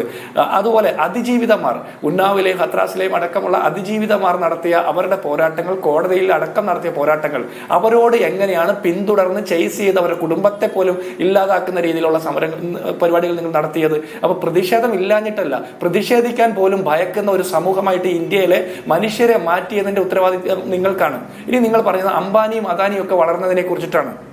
രാജ്യത്ത് 2014 മുമ്പ് 66 മറ്റോ ആണ് ശതകോടീശ്വരന്മാരുടെ എണ്ണം ഉണ്ടായിരുന്നത്. ഇന്ന് അത് 260 മേലേക്കായിട്ട് വർദ്ധിക്കുന്നു. അതായത് ശതകോടീശ്വരന്മാരുടെ എണ്ണം വർദ്ധിക്കുകയും ഈ രാജ്യത്തിന്റെ വലിയ സമ്പത്ത് ശതകോടീശ്വരന്മാരുടെ കയ്യിലേക്ക് എത്തിപ്പെടുകയും ചെയ്യുമ്പോൾ ആളുകൾ, ഭൂരിപക്ഷം വരുന്ന സാധാരണപ്പെട്ട മനുഷ്യർ പ്രതിദിനം ദാരിദ്ര്യരേഖയിലേക്ക് താഴേക്ക് കൂപ്പുകുത്തുന്ന സാഹചര്യം. അവർക്ക് തൊഴിലില്ല, അവർ പട്ടിണിയിലാണ്, അവർക്ക് വരുമാന മാർഗമില്ല, വലിയ പ്രയാസങ്ങൾ അവർ അനുഭവിക്കുന്നു. അംബാനിക്ക് അല്ലെങ്കിൽ അദാനിക്ക് പെട്രോളിയത്തിന്റെ വില വില വർദ്ധിച്ചുകൊണ്ട് ഒരു നഷ്ടവും വരുന്നില്ല. പക്ഷെ സാധാരണപ്പെട്ട ഒരാൾക്ക് പെട്രോളിന്റെ വില 74-ൽ നിന്ന് 106-ലേക്ക് വർദ്ധിക്കുമ്പോൾ അത് അവന്റെ നിത്യ ജീവിതത്തെ ബാധിക്കുന്നുണ്ട്. കൃഷ്ണദാസെ, നിങ്ങൾ BJP-ക്കാർ ഉൾപ്പെടെയുള്ളവരും വലിയ വില കൊടുത്തല്ലേ ഗ്യാസും പെട്രോളും മേടിക്കുന്നത്, ഈ വിലക്കയറ്റത്തിലെ കാലത്ത് ഈ സാധനങ്ങളൊക്കെ മേടിക്കുന്നത്. അപ്പോൾ എല്ലാ മനുഷ്യരും ഇത് ബാധിക്കുന്നുണ്ട്. നമ്മളൊരു പാർട്ടിയെ പിന്തുണയ്ക്കുന്നു എന്ന് വെച്ചിട്ട് നമ്മളെല്ലാം കണ്ണടച്ച് പറയാൻ പാടില്ല. രണ്ടാമത്തത് 2022-ലാണെന്ന് എൻ്റെ ഓർമ്മ 432 കോടി രൂപയാണ് State Bank of India minimum balance ഇല്ലാത്തതിന്റെ പേരിൽ അതിന്റെ ഇടപാടുകാരുടെ കയ്യിൽ നിന്ന് പിടിച്ചെടുത്തിട്ടുള്ളത് ഫൈനായിട്ട്. ആർക്കാ മിനിമം ബാലൻസ് ഇല്ലാത്തത്? അംബാനിക്കും അദാനിക്കും അല്ല മിനിമം ബാലൻസ് ഇല്ലാത്തത്. ഇവിടുത്തെ തൊഴിലുറപ്പ് തൊഴിലാളികൾക്ക്, ഇവിടുത്തെ സാധാരണപ്പെട്ട അസംഘടിത തൊഴിൽ മേഖലയിൽ വർക്ക് ചെയ്യുന്ന ആളുകൾക്കൊക്കെയാണ്. അവരുടെ കയ്യിൽ നിന്ന് 432 കോടി രൂപ മിനിമം ബാലൻസ് ഇല്ലാത്തതിന്റെ പേരിൽ പിടിച്ചെടുത്ത SBI ഈ ഇലക്ട്രൽ ബോണ്ടുമായി ബന്ധപ്പെട്ട വിവരങ്ങൾ സുപ്രീം കോടതിക്ക് മുമ്പിൽ കൊടുക്കാൻ വേണ്ടിയിട്ട് എത്രത്തോളം പ്രയാസപ്പെട്ടു എന്ന് നമുക്കറിയാമല്ലോ. ഹിൻഡൻബർഗ് റിപ്പോർട്ടുമായി ബന്ധപ്പെട്ട് സെക്യൂരിറ്റീസ് എക്സ്ചേഞ്ച് ബോർഡ് ഓഫ് ഇന്ത്യയുടെ റിപ്പോർട്ടും അതിന്റെ ബാക്കി കാര്യങ്ങളും എന്തായെന്ന് നമുക്കറിയണ്ടേ. അദാനിയുടെ ഷെൽ കമ്പനിയിലേക്ക് വന്ന് 20,000 കോടി രൂപ എവിടെ നിന്ന് വന്നെന്ന് പറയണ്ടേ. അതുപോലെ നിങ്ങൾ പറഞ്ഞു ശതകോടീശ്വരന്മാർ രാജ്യം വിട്ടുപോയി കൊള്ളയടിച്ചു കൊണ്ടുപോയിന്ന്. നീരവ് മോദിയും അല്ലെങ്കിൽ വിജയ് മല്യയും അല്ലെങ്കിൽ ലളിത് മോദിയും അങ്ങനെയുള്ള നിരവധി ആളുകൾ, മെഹുൽ ചോക്സി അടക്കമുള്ള ആളുകൾ വിദേശ രാജ്യങ്ങളിൽ പോയി സുഖലോലുപരായിട്ട് ജീവിക്കുന്നു. ഇതേ പ്രധാനമന്ത്രി നരേന്ദ്രമോദി 2014 പ്രഖ്യാപിച്ചതാണ് വിദേശ രാജ്യങ്ങളിലുള്ള കള്ളപ്പണം കൊണ്ടുവന്ന് ഓരോ ഇന്ത്യക്കാരന്റെയും അക്കൗണ്ടിലേക്ക് 15 ലക്ഷം രൂപ നിക്ഷേപിക്കാൻ സാധിക്കുമെന്നൊക്കെ. നിങ്ങൾ പറഞ്ഞ ഗ്യാരണ്ടികൾ നിങ്ങൾ നടപ്പാക്കണം. നിങ്ങൾ കഴിഞ്ഞ 10 വർഷക്കാലം ഈ രാജ്യത്തെ മനുഷ്യരോട് പറഞ്ഞിട്ടുള്ള ഗ്യാരണ്ടികൾ നടപ്പാക്കിയതിന്റെ പുറത്ത് വേണം നിങ്ങൾ വോട്ട് ചോദിക്കാൻ. അല്ലാതെ ഏതെങ്കിലും ഒരു ക്ഷേത്രത്തിൽ ആരതി നടത്തിയത് കൊണ്ടോ ഏതെങ്കിലും ഒരു ക്ഷേത്രം പ്രധാനമന്ത്രി നടത്തുകയും ക്ഷേത്രം ഉദ്ഘാടനം ചെയ്യുന്ന പ്രധാനമന്ത്രിയും പാർലമെന്റിന്റെ മന്ദിരം ഉദ്ഘാടനം ചെയ്യുന്ന സന്യാസിമാരുമാകുന്ന ഗതികേടിലേക്ക് ഈ രാജ്യത്തെ നയിക്കുന്ന രീതിയിലേക്ക് പോയിട്ട് അതിന്റെ പേരിൽ മേന്മ പറയാതെ, അല്ലെങ്കിൽ പ്രതിപക്ഷ നേതാക്കന്മാർ മട്ടൻ കറി വെക്കുന്നതിനെ കുറിച്ചിട്ടോ മീൻ വറുത്തത് കഴിക്കുന്നതിനെ കുറിച്ചിട്ടോ ഒക്കെയാണ് നിങ്ങൾ പ്രചാരണം നടത്തുന്നത്. നിങ്ങൾ ഈ രാജ്യത്തെ മനുഷ്യരുടെ നിത്യനിദാനമായിട്ടുള്ള പ്രശ്നങ്ങളെ കുറിച്ച് അഡ്രസ് ചെയ്യൂ. അദാനിക്ക് കിട്ടിയ നേട്ടങ്ങളെങ്കിലും അതിന്റെ ഒരു 1000-ൽ 1 അംശം നേട്ടമെങ്കിലും സാധാരണ ഒരു മനുഷ്യന് കിട്ടിയിട്ടുണ്ട് ഈ രാജ്യത്ത്. അതിനെക്കുറിച്ച് നിങ്ങൾ പറയാൻ ധൈര്യം കാണിക്കും. അല്ല, അദാനിയുടെ കാര്യത്തിൽ സംശയമല്ലല്ലോ ശ്രീ പി കൃഷ്ണദാസ്. ഓഫ് കോഴ്സ്, പിന്നെ 2014 എന്തായിരുന്നു അദ്ദേഹം, ഈ 2024 എന്താണ് എന്നുള്ള കാര്യത്തിൽ താങ്കളും തർക്കിക്കുമെന്ന് എനിക്ക് തോന്നുന്നില്ല. ഞാൻ തിരിച്ചു വരാൻ താങ്കളിലേക്ക്. ഡോക്ടർ ഗോപൻ, ഒരു പ്രധാനപ്പെട്ട കാര്യം അല്ലല്ല, ഞാൻ അടുത്ത റൗണ്ടിൽ താങ്കളിലേക്ക് വരും. അങ്ങ് എന്നോടൊരു സ്റ്റേറ്റ്മെന്റ് പറഞ്ഞത് അല്ല, അത് താങ്കളും കൂടി അംഗീകരിക്കുമെന്ന് കരുതിയിട്ടാണ് ഇത് കേട്ട്. അല്ല, ഈ വാർത്തയുടെ ബാക്കി കേൾക്കാത്ത ആളുകൾ ഞാനത് അംഗീകരിച്ചു എന്ന് വിചാരിക്കും. അങ്ങനെ അങ്ങ് ചോദിക്കുന്ന ചോദ്യത്തിന് ഏതെങ്കിലും ഉത്തരം പറയാനുള്ള ബാധ്യത ഏതെങ്കിലും ബിസിനസ്സുകാരനെ കുറിച്ച് എനിക്കില്ല. അത്രേ ഉള്ളൂ. ശരി, പാർട്ടിക്കുമില്ല. പക്ഷെ ഈ പാർട്ടിയെ സംബന്ധിച്ചിടത്തോളം, അല്ലല്ല, ഈ സർക്കാരിനെ സംബന്ധിച്ചിടത്തോളം മുഖ്യമന്ത്രി, നിങ്ങൾ ഈ പറയുന്ന ആളെ കുറിച്ച് രാജസ്ഥാന്റെ മുഖ്യമന്ത്രിയായിരുന്ന ഗെഹ്ലോട്ട് എന്താണ് പറഞ്ഞതെന്നുള്ളത് ജിൻഡോ എന്ന് പറയട്ടെ. അല്ലല്ല, നമുക്ക് അങ്ങനെ ഒരുപാട് ചർച്ചയിൽ, അല്ലല്ല, ഞാൻ ഒറ്റ കാര്യമേ പറയുന്നുള്ളൂ. നമ്മൾ ചർച്ച ചെയ്യുന്ന വിഷയത്തിൽ ശ്രീ കൃഷ്ണദാസ്, ഇല്ല, ഒരു വ്യവസായിക്ക് രാജ്യത്ത് ശതകോടീശ്വരനായിട്ട് വളരാൻ കഴിഞ്ഞ ഒരു കാലയളവാണിത് എന്ന് മാത്രമാണ് പറയുന്നത്. ഒരു കാലയളവ്, ഭരണ കാലയളവാണ് എന്നതാണ് പറയുന്നത്. അത് വസ്തുതയുമാണ്. അല്ല ശ്രീ പ്രമോദ്, അങ്ങനെയാണെങ്കിൽ CPM-ന്റെ പ്രതിനിധി പറയട്ടെ. വിഴിഞ്ഞം തുറമുഖത്തിന്റെ പദ്ധതിയുമായി ബന്ധപ്പെട്ടുകൊണ്ട് കേരളത്തിന്റെ മുഖ്യമന്ത്രിക്ക്, അതുപോലെ തന്നെ മുൻ മുഖ്യമന്ത്രി ഉമ്മൻചാണ്ടിക്ക് എന്താ ബന്ധം? അവര് പറയട്ടെ, ഞങ്ങൾക്ക് എന്താ ബന്ധം ഇതുമായി ബന്ധപ്പെട്ടുകൊണ്ട്. പിന്നെ ഒരു പ്രധാനപ്പെട്ട കാര്യം ജിൻഡോ പറഞ്ഞത് നമ്മളുടെ ശതകോടീശ്വരന്മാരുടെ എണ്ണം ഇരട്ടിയിലധികം വർദ്ധിച്ചു. അപ്പൊ അത് തന്നെ എന്താ സൂചിപ്പിക്കുന്നത് ജിൻഡോ? എന്താ അത് സൂചിപ്പിക്കുന്നത്? നമ്മുടെ രാജ്യത്ത് സ്വാഭാവികമായും താഴെത്തട്ടിലുള്ള ആളുകൾ മുതൽ മുകളിലേക്കുള്ള മുഴുവൻ ആളുകളും വ്യാവസായികമായും അതുപോലെ തന്നെ സാമ്പത്തികമായും ഉന്നമനത്തിലേക്ക് പോകുന്നു എന്നുള്ളതല്ലേ? നിങ്ങൾ അതിനെ എങ്ങനെ കുറച്ചു കാണുന്ന? തൊഴിൽ ദാതാക്കളായിട്ടുള്ള ആളുകൾ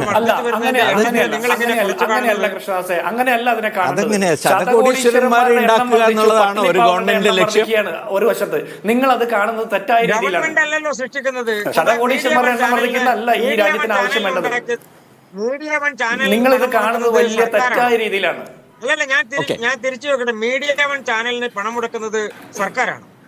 നിങ്ങൾക്ക് പണം മുടക്കുന്ന ആളുകളുണ്ടെങ്കിൽ നിങ്ങൾ ചാനൽ നടത്തണം, അത്രേ ഉള്ളൂ. അതുപോലെ തന്നെയാണ് എല്ലാ ബിസിനസ്സുകാരും. അവർക്ക് പണം മുടക്കുന്ന ആളുകളുണ്ടെങ്കിൽ അതല്ല ശ്രീ കൃഷ്ണദാസ്, താങ്കൾ തെറ്റിദ്ധാരണയുടെ പുറത്താണ്. അതായത് നമ്മളൊരു രാജ്യത്തിന്റെ വളർച്ചയെ അളക്കുന്നത് എങ്ങനെയാണ്? അളക്കുന്നത് എങ്ങനെയാണ്? എന്തുകൊണ്ടാണ് ഇത് BJP കോൺഗ്രസ് ചർച്ചയായിട്ട് ഞാൻ താങ്കളിലേക്ക് വരാനിരുന്നതാണ്. അപ്പോഴാണ് അദ്ദേഹം ഒന്ന് ഇടപെട്ട് ചോദിച്ചത്. എനിവേ, ഞാൻ പറഞ്ഞു വരുന്നത് ഇത്രയേ ഉള്ളൂ. ശ്രീ ഗോപന് അത് വിശദീകരിക്കാം. അതായത് നമ്മുടെ രാജ്യത്തിൻ്റെ വളർച്ചയെ നമ്മൾ അടിസ്ഥാനപ്പെടുത്തുന്നത് എന്തിലാണ്? ശതകോടീശ്വരന്മാരുടെ വളർച്ചയിലാണോ? ഇനി അഥവാ സ്വകാര്യ സംരംഭകർ ധാരാളം വളരുന്നു എന്നത് രാജ്യത്ത് തൊഴിലവസരങ്ങൾ കൂട്ടും എന്നതുകൊണ്ട് സ്വകാര്യ സംരംഭകരെ അവരെ ആവുന്നത്രോളം അവരെ സഹായിക്കുക, അവരെ വളർത്തിക്കൊണ്ടുവരിക എന്നതിൻ്റെ അടിസ്ഥാനത്തിലാണോ അദാനിയൊക്കെ വളർന്നത്?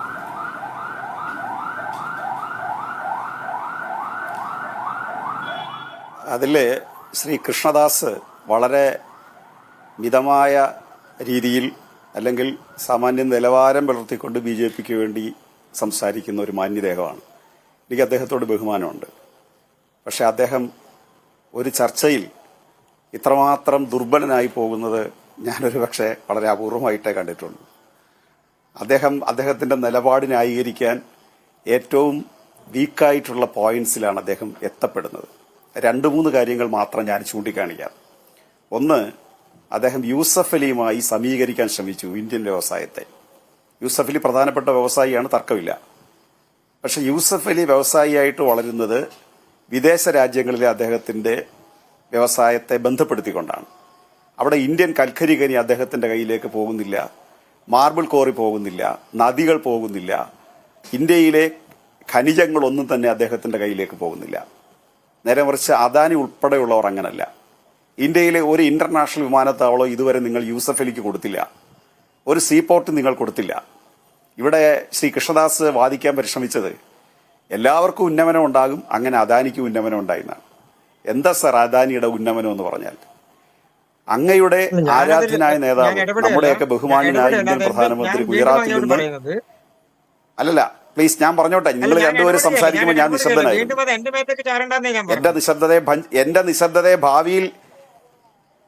എന്റെ നിശബ്ദതയെ ഭാവിയിൽ ഭഞ്ചിക്കാൻ അങ്ങയുടെ ഇടപെടൽ സഹായകരമാകും. അതാണ് പ്രശ്നം. അപ്പോൾ അതുകൊണ്ട് ഗുജറാത്തിൽ നിന്ന് അങ്ങയുടെ നേതാവ് ശ്രീ നരേന്ദ്രമോദി ഡൽഹിയിലേക്ക് ഫ്ലൈറ്റ് കയറുമ്പോൾ അദ്ദേഹത്തിന്റെ ഇടത് കൈയിൽ ശ്രീ അമിത്ഷായും വലത് കൈയിൽ അദാനിയുമാണ്. ദയവായി അങ്ങ് ഫാക്ട്സ് പരിശോധിക്കൂ. അദാനി ഗുജറാത്തിൽ നിന്ന് ശ്രീ നരേന്ദ്രമോദി പ്രൈം മിനിസ്റ്റർ ആകുന്ന ഘട്ടത്തിലുള്ള അദാനിയുടെ ആസ്തി എത്രയാണ്? ഇന്നത്തെ അദാനിയുടെ ആസ്തി എത്രയാണ്? കോൺഗ്രസ് ഒരു സമയത്ത് അംബാനിയെ പ്രോത്സാഹിപ്പിച്ചു. അങ്ങ് പറഞ്ഞതിൽ കുറേ സത്യങ്ങളുണ്ട്. കോൺഗ്രസ് അംബാനിയെ പ്രോത്സാഹിപ്പിച്ചു. കോൺഗ്രസ് അധികാരത്തിലിരിക്കുമ്പോൾ പെട്രോളിന്റെ വില നിശ്ചയിക്കാനുള്ള അവകാശം കമ്പനികൾക്ക് കൊടുത്തു. നിങ്ങൾ അധികാരത്തിൽ വന്നപ്പോൾ ഡീസലിന്റെ കൂടെ വില നിശ്ചയിക്കാനുള്ള അധികാരം കൊടുത്തു. അതോടുകൂടി ഇന്ത്യയിലെ കോടാനുകോടി മനുഷ്യരിൽ നിന്ന് ഏതാണ്ട് 30 ലക്ഷം കോടി രൂപയോളം കേന്ദ്ര സർക്കാരിന്റെ കയ്യിലേക്കും അതുപോലെ ഇന്ത്യയിലെ പെട്രോൾ മുതലാളിമാരുടെ കയ്യിലേക്കും എത്തപ്പെട്ടു. നിങ്ങൾ അധികാരത്തിൽ വരുമ്പോൾ ഒരു ബാരൽ ക്രൂഡ് ഓയിലിന്റെ വില $148. ഇന്ന് ഒരു ബാരൽ ക്രൂഡ് ഓയിലിന്റെ വില ബിലോ 100 ആണ്. ഒരു 100-ൽ താഴെ നിൽക്കുകയാണ്, 80ഓളമാണ്. ഇതിന്റെ മുഴുവൻ വരുമാനവും ഗുണവും കിട്ടേണ്ടത് ഇന്ത്യയിലെ സാധാരണക്കാരനാണ്. നിങ്ങളത് കൊടുക്കില്ല. അത് അദാനിക്ക് കിട്ടും, അത് അംബാനിക്ക് കിട്ടും, അത് മിത്തലിന് കിട്ടും, അത് SRന് കിട്ടും, അത് റിലയൻസിന് കിട്ടും. ഇതാണ് സാഹചര്യം. ഇങ്ങനെയാണ് അവർ പണക്കാരാവുന്നത്. വെറുതെ ഒരാൾ പണക്കാരനാവില്ല സാർ. മറ്റൊരിടത്ത് കുറയുമ്പോഴേ വേറൊരിടത്ത് കൂടുകയുള്ളൂ. ഈ സാമ്പത്തിക ശാസ്ത്രമല്ല വലതുപക്ഷ രാഷ്ട്രീയം പഠിപ്പിക്കുന്നത്. ഇടതുപക്ഷ രാഷ്ട്രീയം പഠിപ്പിക്കുന്ന സാമ്പത്തിക ശാസ്ത്രം 12 കോടി ആളുകൾ ദരിദ്രരായപ്പോഴാണ് അംബാനി വളർന്നത്. നിങ്ങളിവിടെ വിഴിഞ്ഞം തുറമുഖത്തെക്കുറിച്ച് പറഞ്ഞു. കേരള സർക്കാർ ആവർത്തിച്ച് നിങ്ങളുടെ കാല് പിടിച്ചു പറഞ്ഞു, ഞങ്ങൾ ഈ തിരുവനന്തപുരം വിമാനത്താവളം കണ്ണൂരിലെ പോലെ സിയാലിലെ പോലെ ഞങ്ങൾ ഏറ്റെടുത്ത് നടത്താം. നിങ്ങൾ അത് തരാൻ തയ്യാറായില്ല. നിങ്ങൾ എത്ര രൂപയാണ് ലേലം ചെയ്യുന്നത് അത് ഞങ്ങൾ തരാം. നിങ്ങൾ തരാൻ തയ്യാറായില്ല. നിങ്ങൾ അദാനിക്ക് കൊടുത്തു. എന്താണ് അവിടുത്തെ അദാനിയുടെ ഇൻട്രസ്റ്റ്? ബംഗാൾ ഉൾക്കടൽ, അറബിക്കടൽ, ഇന്ത്യൻ മഹാസമുദ്രം, ലോകത്തിങ്ങനെ റയറസ്റ്റ് ആയിട്ടുള്ള ത്രിവേണി സംഗമം നടക്കുന്ന ഒരു സമുദ്രതീരത്തുള്ള സീപോർട്ട് എന്ന് പറഞ്ഞാൽ ഇന്റർനാഷണൽ താല്പര്യമാണ്. അങ്ങനെ നിങ്ങൾ കൊടുത്ത് അവര് രാജ്യത്തെ മാത്രമല്ല ലോകത്തെ ഏറ്റവും വലിയ പണക്കാരനായി. ഇനി രണ്ടാമത്തെ പ്രശ്നം, തൊഴിലില്ലായ്മയ്ക്കെതിരായിട്ട് പ്രക്ഷോഭമില്ലെന്ന് അങ്ങ് പറയുന്നത്. തിരുവനന്തപുരത്തെ സമരമായിട്ട് അങ്ങ് ഇതിനെ കൂട്ടിക്കെട്ടുകയാണ്, യൂസഫ് അലിയെ കൂട്ടിക്കെട്ടിയതുപോലെ. അങ്ങ് ഫാക്ട്സ് പരിശോധിക്കാൻ തയ്യാറുണ്ടോ? കഴിഞ്ഞ 7 വർഷത്തിനിടയിൽ കേരള സംസ്ഥാനത്ത് PSC വഴി തൊഴിൽ കൊടുത്തത് 2,67,000 പേർക്കാണ്. ഈ രണ്ടാം പിണറായി സർക്കാരിന്റെ ആദ്യഘട്ടത്തിലാണ് 7000-ത്തിലധികം വരുന്ന നമ്മുടെ LP സ്കൂൾ അധ്യാപകരെ മുഴുവൻ പോസ്റ്റ് ചെയ്തു. എടുക്കാൻ പറ്റിയ ലിസ്റ്റിൽ ആളില്ല. എന്തുകൊണ്ടാ? അതൊരു പോളിസിയുടെ പ്രശ്നമാണ്. എന്താണ് ആ പോളിസി? സർക്കാർ സ്കൂളുകൾ നാശത്തിന്റെ പാതയിലാണ്, ഇനി രക്ഷപ്പെടില്ല എന്ന് ശ്രീ AK ആന്റണി മുതൽ ശ്രീ ഉമ്മൻചാണ്ടി വരെ സർക്കാർ ആതുരാലയങ്ങളെക്കുറിച്ചും സർക്കാർ സ്കൂളുകളെക്കുറിച്ചും പ്രസ്താവന നടത്തുകയും മുതലാളിമാർ നടത്തിയാലേ രാജ്യത്തെ സ്ഥാപനങ്ങൾ രക്ഷപ്പെടുകയുള്ളൂ എന്നൊരു മെസ്സേജ് പ്രചരിപ്പിക്കുകയും ചെയ്ത ഘട്ടത്തിലാണ് കേരളത്തിൽ LDF വന്നിട്ട് അൺഇക്കണോമിക് എന്ന പദമേ നിഘണ്ടുവിൽ നിന്ന് മാറ്റിക്കൊണ്ട് സ്കൂളിനും ആശുപത്രികൾക്കും അൺഇക്കണോമിക്കൽ എന്ന പദത്തിന് പ്രസക്തിയില്ല, അത് സർക്കാരിന്റെ കയ്യിലിരിക്കേണ്ടതാണ് എന്ന് പറഞ്ഞിട്ട് അവിടെ പശ്ചാത്തല സൗകര്യം വികസിപ്പിച്ചുകൊണ്ട് കിഫ്ബി ഉപയോഗിച്ചുകൊണ്ട് 1000 കെട്ടിടങ്ങൾ നിർമ്മിക്കുകയും അക്കാഡമിക്കൽ അന്തരീക്ഷം മെച്ചപ്പെടുത്തുകയും ചെയ്തപ്പോ 10 ലക്ഷത്തോളം കുട്ടികൾ തിരിച്ചു വന്നപ്പോ അധ്യാപകർക്ക് ജോലി ഉണ്ടായി. തീർച്ചയായിട്ടും ശ്രീ ഗോപൻ താങ്കൾ എന്ന് പറഞ്ഞാൽ അതെ അല്ല, ഈ താങ്കൾ പറഞ്ഞത് അത്രയും വ്യക്തമായ വാദങ്ങൾ തന്നെയാണ്. P. കൃഷ്ണദാസ്, ഇപ്പോ നേരത്തെ തെരഞ്ഞെടുപ്പിന്റെ ആദ്യഘട്ടത്തിൽ പ്രധാനമന്ത്രി എല്ലായിടത്തും നമുക്ക് തന്നെ അറിയാം, കേരളത്തിലൊക്കെ വന്ന് അദ്ദേഹം നിരന്തരം പ്രസംഗിച്ചത് മോദീസ് ഗ്യാരണ്ടി, മോദീസ് ഗ്യാരണ്ടി, മോദിയുടെ ഗ്യാരണ്ടി എന്ന നിലയ്ക്കായിരുന്നു. ഇപ്പോൾ ഈ ഗ്യാരണ്ടി പ്രയോഗം അങ്ങ് ഒഴിവാക്കി എന്നാണ് സമീപകാലത്തെ അദ്ദേഹത്തിൻ്റെ പ്രസംഗങ്ങളിൽ നിന്ന് മനസ്സിലാവുന്നത്. പകരം രാമക്ഷേത്രം അദ്ദേഹം വീണ്ടും ഉന്നയിക്കുന്നു, അങ്ങനെയുള്ള വിഷയങ്ങളിലേക്ക് കൂടുതൽ പോവുകയും ചെയ്യുന്നു. എന്താണ് ഇതിൻ്റെ സൂചന? അതായത് തൊഴിലില്ലായ്മ പോലുള്ളൊരു വിഷയം ചർച്ച ചെയ്യപ്പെട്ടാൽ വലിയ കാര്യമായ ഒരു ഗ്യാരണ്ടി കൊടുക്കാൻ കഴിയില്ല എന്നൊരു നിലപാടായോ അദ്ദേഹത്തിന്? ശ്രീ പ്രമോദ്, ഈ തെരഞ്ഞെടുപ്പിന്റെ തുടക്കം മുതൽ എന്ന് പറഞ്ഞാൽ ഈ 2024 തുടക്കം മുതൽ BJP രാജ്യത്തെ ജനങ്ങളോട് പറയുന്നത് കഴിഞ്ഞ 10 വർഷക്കാലത്തെ കേന്ദ്ര ഗവൺമെന്റ് നടപ്പാക്കിയിട്ടുള്ള വികസന പദ്ധതികളും ജനക്ഷേമ പദ്ധതികളും സോഷ്യൽ സെക്യൂരിറ്റിയുടെ ഭാഗമായി നടപ്പാക്കിയിട്ടുള്ള പദ്ധതികളുമാണ്. അത് വീട് വീടാന്തരം ഓരോ വോട്ടർമാരിലേക്കും എത്തിക്കാൻ BJPയുടെ മിഷനറി നടത്തുന്ന പ്രവർത്തനം, അതായത് ഞങ്ങളുടെ പ്രവർത്തകന്മാർ നടത്തുന്ന പ്രവർത്തനം, അത് കൃത്യമായി നടന്നുകൊണ്ടിരിക്കുകയാണ്. അത് എല്ലാ ആളുകളിലേക്കും അത് എത്തിക്കാനും അത് പ്രധാനമന്ത്രി എന്തുകൊണ്ടാണ് ഇപ്പോൾ അത് പറയാത്തതെന്നാണ് എന്റെ ചോദ്യം. എല്ലാ ദിവസവും പ്രധാനമന്ത്രി ഒരേ കാര്യം തന്നെയല്ലല്ലോ പറയുക. അദ്ദേഹം ഈ രാജ്യവുമായി ബന്ധപ്പെട്ടതും രാഷ്ട്രീയവുമായി ബന്ധപ്പെട്ടതും സാമൂഹികമായി ബന്ധപ്പെട്ടതുമായിട്ടുള്ള എല്ലാ വിഷയങ്ങളെയും അദ്ദേഹം ഓരോ ഘട്ടങ്ങളിലും അദ്ദേഹം അത് പറയുമല്ലോ. അതൊരു ഭാഗത്ത്. മറ്റൊന്ന്, എനിക്ക് ബഹുമാനപ്പെട്ട CPM-ന്റെ പ്രതിനിധിയും കോൺഗ്രസിന്റെ പ്രതിനിധിയും നമ്മൾ ഈ കഴിഞ്ഞ 10 വർഷത്തിനുള്ളിൽ മാത്രമല്ലല്ലോ നമ്മുടെ രാജ്യത്തെ ജനാധിപത്യത്തെ ജനങ്ങൾ കണ്ടിട്ടുള്ളത്, തെരഞ്ഞെടുപ്പിനെ ജനങ്ങൾ കണ്ടിട്ടുള്ളത്. എത്രയോ വർഷക്കാലം ഈ രാജ്യം ഭരിച്ചിട്ടുള്ള പാർട്ടിയാണ് കോൺഗ്രസ്. ആ കോൺഗ്രസിനെ ഏതാണ്ട് എല്ലാ സംസ്ഥാനങ്ങളിൽ നിന്നും കഴിഞ്ഞ 2 ടേമിലായി പാർലമെന്റ് തെരഞ്ഞെടുപ്പുമായി ബന്ധപ്പെട്ടുകൊണ്ട് നടക്കുന്ന റിസൾട്ടുകൾ വരുമ്പോൾ എന്താണ് കോൺഗ്രസിന്റെ അവസ്ഥ? അവർക്ക് ആലോചിക്കാമല്ലോ അതെങ്ങനെ ഉണ്ടായി. അതല്ലേ ഇതിന്റെ ഒരു പ്രധാനപ്പെട്ട കാരണം. ഈ രാജ്യത്തെ ജനങ്ങൾക്ക് അവർ നടത്തിയിട്ടുള്ള ഭരണകാലഘട്ടങ്ങളിൽ അവർ നടത്തിയിട്ടുള്ള ജനവിരുദ്ധമായിട്ടുള്ള നയങ്ങളും നയപരിപാടികളും ഇടപെടുകയാണ്, തെറ്റിദ്ധരിക്കരുത്. അതായത് യഥാർത്ഥത്തിൽ ഈ തെരഞ്ഞെടുപ്പ് എന്ന് പറയുന്നത് മോദി ഗവൺമെന്റ് തുടരണോ വേണ്ടയോ എന്ന തെരഞ്ഞെടുപ്പാണ്, അല്ലാതെ പഴയ കോൺഗ്രസ് ഗവൺമെന്റ് വേണോ വേണ്ടയോ എന്നുള്ളതല്ല. പഴയ UPA ഗവൺമെന്റിന്റെ കാര്യമല്ല ഇവിടെ ചർച്ച ചെയ്യുന്നത്. ഈ ഗവൺമെന്റ് തുടരണോ വേണ്ടയോ, അതിനെന്താണ് ജനങ്ങൾ നൽകേണ്ട മറുപടി എന്നതാണ് യഥാർത്ഥത്തിൽ BJP പറയേണ്ടത്. ഞാൻ അതിലേക്കാ വരുന്നത്. ഞാൻ അതുകൊണ്ടാ പറഞ്ഞത് കോൺഗ്രസ് എങ്ങനെയാണ് പുറത്തു പോയത് എന്നുള്ളത് അവർ ആലോചിക്കണ്ടേ. അതിനുശേഷം വേണ്ടി BJP വിമർശിക്കാൻ. മറ്റൊന്ന്, പശ്ചിമ ബംഗാളിലും ത്രിപുരയിലും കാലങ്ങളോളം ഭരിച്ചിരുന്ന ഒരു പാർട്ടി എങ്ങനെയാണ് അവർ പുറത്തു പോകാനുള്ള സാഹചര്യം ഉണ്ടായത്? അപ്പൊ ജനാധിപത്യപരമായി ജനങ്ങൾ അതാത് കാലഘട്ടങ്ങളിൽ ചർച്ച ചെയ്യുന്ന വിഷയങ്ങൾ അത് രാഷ്ട്രീയപരമായി മാത്രമല്ല, അവരുടെ സോഷ്യൽ സെക്യൂരിറ്റിയെ സംബന്ധിച്ച്, ജീവിത നിലവാരത്തെ സംബന്ധിച്ച് ആ ആളുകൾക്ക് ബോധ്യമുള്ളത് കൊണ്ടാണല്ലോ കഴിഞ്ഞ തെരഞ്ഞെടുപ്പിലും BJPക്ക് വലിയ ഭൂരിപക്ഷത്തോടു കൂടി ജയിക്കാനുള്ള സാഹചര്യം ഉണ്ടായത്. ഇപ്പൊ ഏറ്റവും വലിയ സാമൂഹിക പ്രശ്നങ്ങളും രാഷ്ട്രീയ പ്രശ്നങ്ങളും ഉയർത്തിയിരുന്ന കാലഘട്ടത്തിൽ 5 സംസ്ഥാനങ്ങളിലെ തെരഞ്ഞെടുപ്പ് നടന്നല്ലോ. BJPക്ക് പ്രധാനപ്പെട്ട സംസ്ഥാനങ്ങൾ തിരിച്ചു കിട്ടുന്ന സാഹചര്യമല്ലേ ഉണ്ടായത്.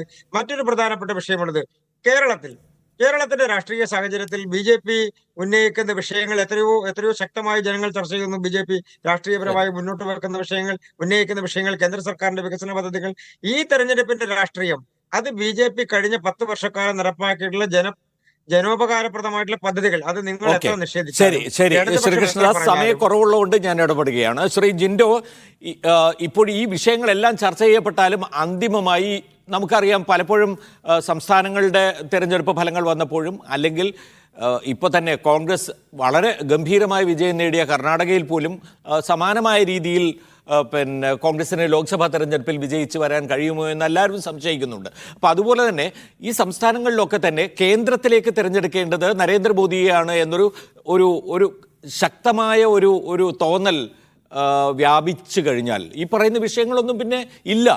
അപ്പോൾ അത്തരമൊരു സാഹചര്യം കൂടി നിങ്ങൾ മുന്നിൽ കാണുന്നുണ്ടോ? തീർച്ചയായിട്ടും പ്രമോദ്, ഞങ്ങളതെല്ലാം കണ്ടുകൊണ്ട് തന്നെയാണ് ഈ BJPയുടെ ഡിവിസിബിൾ പോളിസീസ് ആയിട്ടുള്ള അവരുടെ ചൂണ്ടയിൽ കൊത്താതെ കൃത്യമായിട്ട് ജനപക്ഷ നിലപാടുകൾ ഉയർത്തിക്കൊണ്ട് ജനങ്ങളെ നിത്യജീവിതത്തെ ബാധിക്കുന്ന വിഷയങ്ങൾ മാത്രം അഡ്രസ്സ് ചെയ്തുകൊണ്ട് ഞങ്ങൾ ഈ തെരഞ്ഞെടുപ്പിനെ മുന്നോട്ട് നയിക്കുന്നത്. കാരണം ഇപ്പോൾ BJPയുടെ പ്രതിനിധി തന്നെ കേരളത്തിലെ ജനങ്ങളോട് ഇവർ സംവദിച്ചു എന്ന് പറഞ്ഞാൽ പത്തനംതിട്ടയിലെ അനിൽ ആന്റണി എന്ന് പറഞ്ഞ ഇവരുടെ സ്ഥാനാർത്ഥി എന്തിനെ കുറിച്ചാണ് പറഞ്ഞത്? കോൺഗ്രസ്സുകാർ മുഴുവൻ പാർട്ടി ഓഫീസ് പൂട്ടിക്കൊണ്ട് പാകിസ്ഥാനിലേക്ക് പോകണം, അങ്ങനെയുള്ള കാര്യങ്ങളാണ് ഇവർ പറയുന്നത്. അതായത് അദ്ദേഹത്തിന്റെ അച്ഛൻ AK ആന്റണി ഉൾപ്പെടെയുള്ള ആളുകൾ പാകിസ്ഥാനിലേക്ക് പോകണമെന്നാണ് ഒരു BJPയുടെ സ്ഥാനാർത്ഥി പറയുന്നത്. പകരം കേന്ദ്ര സർക്കാർ കഴിഞ്ഞ 10 വർഷക്കാലം നടപ്പാക്കിയ വികസനങ്ങളുടെ പേരിൽ വോട്ട് ചോദിക്കാനല്ല ശ്രമിക്കുന്നത്. മറ്റൊരു BJP സ്ഥാനാർത്ഥി പറയുന്നത് എന്താ? ഗണപതി വട്ടം എന്ന് സുൽത്താൻ ബത്തേരിയുടെ പേര് മാറ്റുമെന്ന്. ഞാൻ ചോദിക്കുന്നത് BJPയുടെ സംസ്ഥാന പ്രസിഡന്റാണ് ആ സ്ഥാനാർത്ഥി. അദ്ദേഹത്തിന്റെ പാർട്ടി കഴിഞ്ഞ 10 വർഷം ഈ രാജ്യത്തെ ജനങ്ങൾക്ക് പെട്രോൾ 50 രൂപയ്ക്ക് കൊടുത്തോ എന്ന് പറയാൻ പറ്റണം, 500 രൂപയ്ക്ക് ഗ്യാസ് കൊടുത്തോ എന്ന് പറയാൻ പറ്റണം, വിലക്കയറ്റം നിയന്ത്രിക്കാൻ പറ്റിയോ എന്ന് പറയാൻ പറ്റണം, തൊഴിൽ കൊടുക്കാൻ പറ്റിയോ എന്ന് പറയാൻ പറ്റണം, പട്ടിണിയിൽ നിന്ന് ആളുകളെ കൈ പിടിച്ചുയർത്താൻ സാധിച്ചോ എന്ന് പറയാൻ പറ്റണം. അതിന് പകരം സ്ഥലത്തിന്റെ പേര് മാറ്റുക, അല്ലെങ്കിൽ കോൺഗ്രസ്സുകാരോട് പാർട്ടി ഓഫീസ് പൂട്ടിക്കൊണ്ട് പാകിസ്ഥാനിലേക്ക് പോകാൻ പറയുക, ന്യൂനപക്ഷങ്ങളെ വേട്ടയാടുക, മണിപ്പൂരിലെ ക്രിസ്ത്യാനികളെ കാണാതെ പത്തനംതിട്ടയിലെ ക്രിസ്ത്യാനികളെ കുറിച്ചിട്ട് മോദി ഉൾപ്പെടെയുള്ള ആളുകൾ കരയുക, ഇതൊന്നുമല്ല ഈ രാജ്യത്തെ ആളുകൾ സംസാരിക്കുന്നു, ചർച്ച ചെയ്യുന്നു എന്നുള്ള പൂർണ്ണ ബോധ്യം കോൺഗ്രസിനുണ്ട്. അതുകൊണ്ട് കോൺഗ്രസ് അധികാരത്തിൽ വരും എന്ന് തന്നെയാണ് ഞങ്ങളുടെ ഉത്തമമായിട്ടുള്ള വിശ്വാസം. ശ്രീ ഗോപൻ, അവസാനമായി അതായത് കോൺഗ്രസ് മുന്നോട്ട് വയ്ക്കുന്ന അവരുടെ പ്രകടന പത്രികയിൽ തന്നെ അതിന്റെ സൂചനകളാണ് കാണുന്നത്. അല്ലാതെ രാഷ്ട്രീയ വിഷയങ്ങളിലേക്ക് കൂടുതൽ പോയിട്ട് കോൺട്രവേഴ്സീസിലേക്ക് പോവുക എന്നുള്ളതല്ല ഉദ്ദേശിക്കുന്നത് എന്ന് അതിൽ നിന്ന് പ്രാഥമികമായി വിമർശനങ്ങൾ ധാരാളം CPM ആയാലും ഇടതുപക്ഷമായാലും ഉന്നയിക്കുന്നുണ്ടെങ്കിലും അതാണ് അതിൻ്റെ ലക്ഷ്യമെന്ന് നമുക്ക് മനസ്സിലാക്കാൻ കഴിയുന്നുണ്ട്. ഏത് മുന്നണിയെ ആരെയാണ് ഒരു ആൾട്ടർനേറ്റീവായി തിരഞ്ഞെടുക്കേണ്ടത് എന്നൊരു ചോദ്യം ജനങ്ങൾക്ക് മുന്നിൽ ഒരുപക്ഷെ ഉണ്ടാകാം. ഈ പറയുന്ന എല്ലാ പ്രശ്നങ്ങളും നിലനിൽക്കെ അതിനെന്ത് മറുപടി നൽകിക്കൊണ്ടാണ് ഈ തെരഞ്ഞെടുപ്പിൻ്റെ പ്രചാരണം മുന്നോട്ട് പോകുന്നത്? ശ്രീ ഗോപൻ. ശ്രീ പ്രമോദ് രാമൻ അത് ക്രിസ്റ്റൽ ക്ലിയറായി ഇന്ത്യൻ ജനതയുടെ മുമ്പിൽ ഇന്ത്യയിലെ പ്രതിപക്ഷ പാർട്ടികൾ സമർപ്പിച്ചു കഴിഞ്ഞു. അതാണ് ഡൽഹിയിൽ നടന്ന റാലിയിലൂടെ ശ്രീ സീതാറാം യെച്ചൂരി നൽകിയ ഒരു സന്ദേശത്തിലൂടെ കൃത്യമായ ഒരു മുദ്രാവാക്യം തന്നെ വെച്ചു. അത് ഭാരതത്തിലെ ജനങ്ങൾ ഇന്ത്യക്കായിട്ട് ഒന്നിക്കുന്ന ഒരാശയമാണ് മുന്നോട്ട് വെച്ചത്. അതിലൊരു കാര്യം സൂചിപ്പിക്കാനുള്ളത്, ഭരണപക്ഷമായാലും പ്രതിപക്ഷമായാലും മറ്റുള്ളവരുടെ ദൗർബല്യത്തെ മാത്രം ചൂണ്ടിക്കാണിച്ച് ഒരു അധികാര പ്രവേശനത്തിന് വേണ്ടി ജനങ്ങളോട് അഭ്യർത്ഥിക്കരുത്. അത് അനീതിയാണ്. നമ്മുടെ കയ്യിലുള്ള ബദൽ എന്താണെന്നുള്ളത് പ്രധാന പ്രശ്നമാണ്. BJPക്കെതിരായിട്ട് എന്ത് ബദൽ എന്നുള്ളത് ഇന്ത്യ മുന്നണിക്ക് പറയാനുള്ള റൈറ്റ്സ് ഉണ്ട്, ഇടതുപക്ഷത്തിന് പറയാനുള്ള ധാർമ്മികമായ ഉത്തരവാദിത്വമുണ്ട്. ആ ഉത്തരവാദിത്വം ഏറ്റെടുത്തുകൊണ്ടാണ് ഇടതുപക്ഷം അവരുടെ പ്രകടന പത്രിക തയ്യാറാക്കുന്നത്. നിങ്ങൾ ശ്രദ്ധിച്ചാൽ മനസ്സിലാവും, കോൺഗ്രസിൽ നിന്ന് ഭിന്നമായി BJPയിൽ നിന്ന് ഭിന്നമായി ഒരു പ്രകടന പത്രിക വെക്കുമ്പോൾ ഇന്ന നയങ്ങൾക്ക് ഇന്ന പോരായ്മയുണ്ട്, ഞങ്ങളിത് ബദലായിട്ട് ഇങ്ങോട്ടൊരു ആശയം വെക്കുന്നു. ഇത് വളരെ പ്രധാനപ്പെട്ടതാണ്. ഇപ്പം ഇന്ത്യ മുന്നണി എന്ന മുന്നണി ഏതെങ്കിലും ഒരു കക്ഷി ഇനി ഇന്ത്യയിൽ ഒറ്റയ്ക്ക് അധികാരത്തിൽ വരിക എന്നുള്ളത് വളരെ വളരെ പ്രയാസകരമായൊരു കാര്യമാണ്. സാധ്യത തന്നില്ല.